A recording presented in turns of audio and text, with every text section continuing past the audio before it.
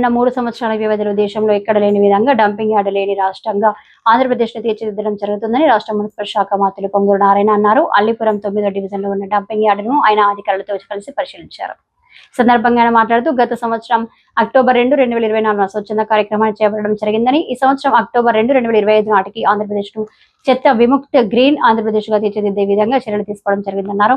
గత ప్రభుత్వం 85 లక్షల చెత్తను వారసత్వ సంపదగా ఉంచి పోయిందని ఆయన అన్నారు. ఇప్పటి వరకు 65 లక్షల టన్నుల చెత్తను తొలగించడం జరిగిందన్నారు. రోజుకి 26,000 టన్నుల చెత్తను వేయడం జరుగుతుందని, దానిని 4 రోజుకి 30,000 టన్నుల చెత్తను తొలగించే విధంగా చర్యలు చేపట్టినట్లయితే లక్ష్యాలను చేరుకోవడం జరుగుతుందన్నారు. నెల్లూరు సిటీకి వచ్చింది, రాష్ట్రం అంతా వచ్చింది. ఒక మోడల్గా ప్రతి ఎమ్మెల్యే కూడా ఇప్పుడు చేయాలనుకుంటున్నారు. లోకేష్ గారు యాక్చువల్గా మంగళగిరిలో చేస్తున్నారు. నిన్న మా పాప షర్ణిని అడిగారు, షర్ణి నువ్వు కూడా అక్కడ పోయి ఏదన్నా ఉంటే సజెస్ట్ చేయమంటే, నిన్న మా కుమార్తె షర్ణి పోయి యాక్చువల్గా మంగళగిరిలో ఆ స్కూల్ చూసి ఏం చేయాలో చెప్తే నిన్న 1 గంట లోకేష్ గారు అపాయింట్మెంట్ ఇచ్చారు 2 to 3. మా పాప పోయి ఆయనకు అన్నీ చెప్పింది ఏం చేయాలి, ఎలా చేయాలని. ఇలా అనేక మంది ఎమ్మెల్యేలు అడుగుతున్నారు. ఎందుకంటే ఒక మోడల్ చేసాం. ఎప్పుడు ముఖ్యమంత్రి గారు ఒకటి అంటారు, ఏదన్నా ఒకటి చేస్తే దాని ఇంపాక్ట్ రాష్ట్రం మొత్తం మీద ఉండాలని. నేను ఈ విద్య నుంచి వచ్చాను, ఎడ్యుకేషన్ ఇన్స్టిట్యూషన్ నుంచి.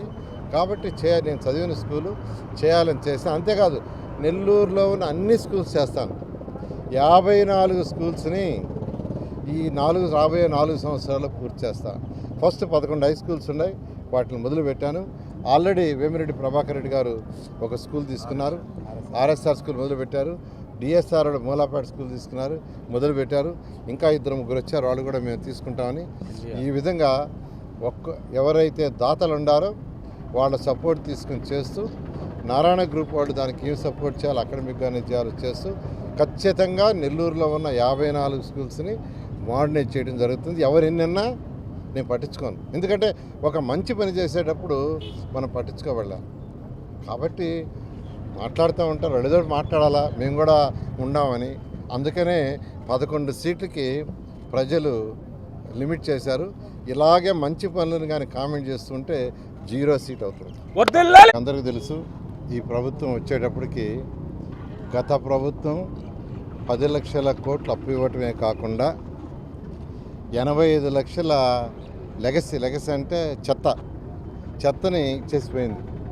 85 లక్షల చెత్త లెగసీ డంప్ యార్డులలో పేరుకోపోయింది. అయితే గౌరవనీయ ముఖ్యమంత్రి నారా చంద్రబాబు నాయుడు గారు గత అక్టోబర్ 2వ తేదీ మచిలీపట్నంలో స్వచ్ఛాంధ్ర